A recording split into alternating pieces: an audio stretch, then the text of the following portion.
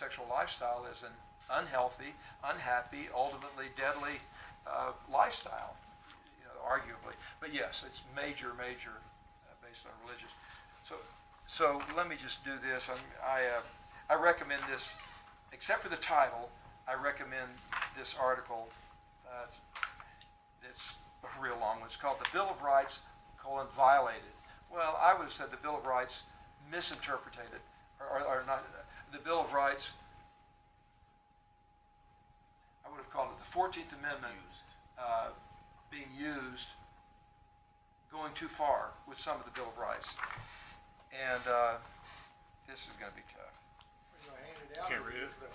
No, it's too long. If you want copies, I'd be glad to give you. In fact, I'll email to everybody a URL so you can just click on it. A link, right? But these are just real quickly 3 or 4 examples of how the founders' original intention of this provision that Congress shall make no laws establishing religion or prohibiting the free exercise or having religious tests, how this has been violated by the federal government using the 14th Amendment. The first case that everybody quotes is Gitlow, 1925, Gitlow v. New York, in which the Supreme Court used certain provisions in the Bill of Rights and applied them to the states using the 14th Amendment, equal protection, and which states that no state shall make or enforce any law that shall abridge the privileges and immunities, deprive any person of life, liberty, and property without due process of law, or deny any person within its jurisdiction the equal protection of the laws. The opponents of traditional theistic religion and morality saw the Gitlow case as an opportunity to invoke the power of the federal courts to build a wall between each of the states and any form of religious encouragement. This had never happened before, but the 14th Amendment gave them they thought, and the Supreme Court agreed, that it gave them an excuse or the power to build a wall of separation between the states and religion. In other words,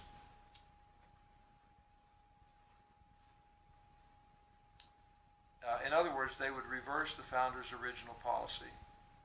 The first provision of the First Amendment prohibits the federal government from interfering in religious matters, leaving this jurisdiction to the states.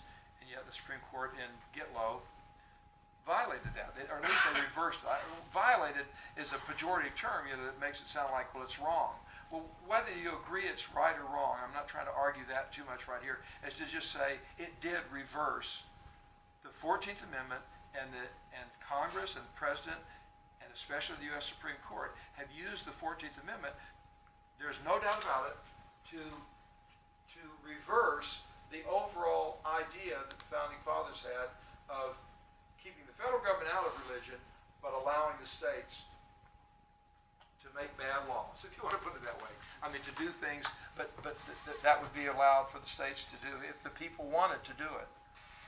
And then there's the Cantwell case where the Supreme Court used the Gitlow doctrine to tell a state board of education that it would not allow children, even with their parents' consent, to take religious classes in school. That was in 1940.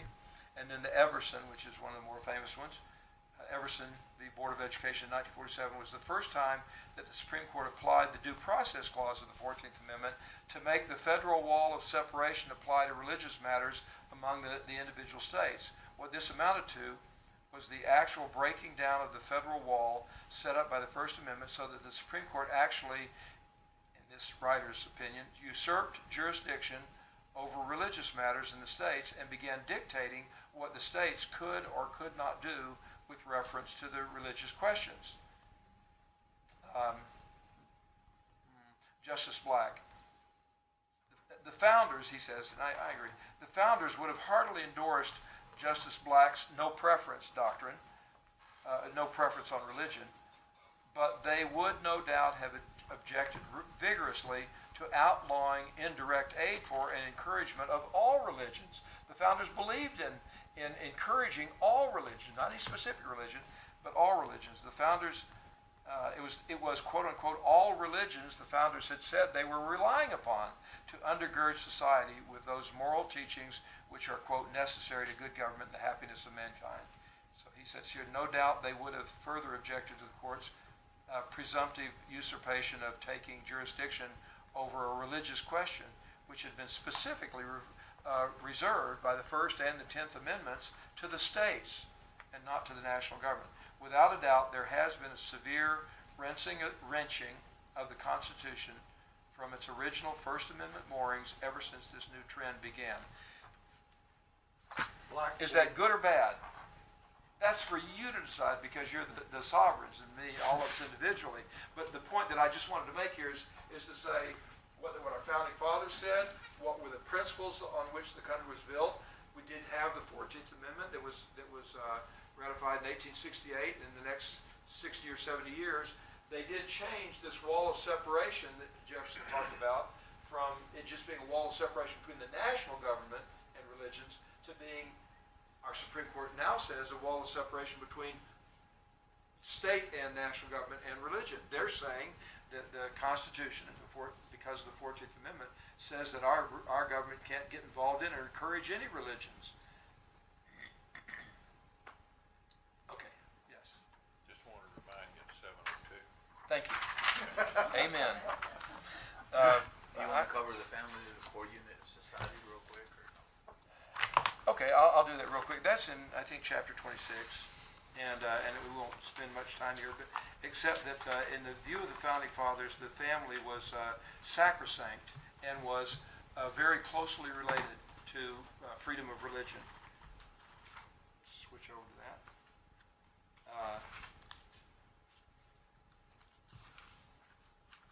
There's too much to cover in a very short time, but I'd love to spend some time defending Ben Franklin, by the way, who's looked upon as a reprobate and so on. But he does admit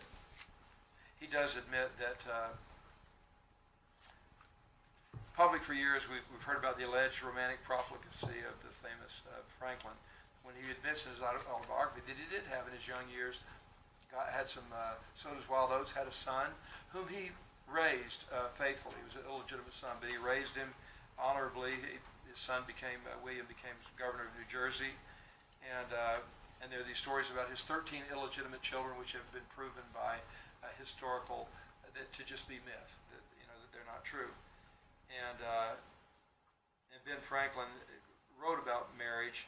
In fact, he defended marriage. Talked to a friend who was thinking about taking a mistress and said, I want to read this. Marriage is a proper remedy. It is the most natural state of man, and therefore the state in which you are most likely to find solid happiness. Your reasons against entering into it at present, he says to his friend, appear to me not well founded. The circumstantial advantages you have in view by postponing it are not only uncertain, but they are small in comparison with that of the thing itself, the being married and settled, emphasis by him. It's the man and woman united that make the complete human being. Separate, she wants his force of body and strength of reason.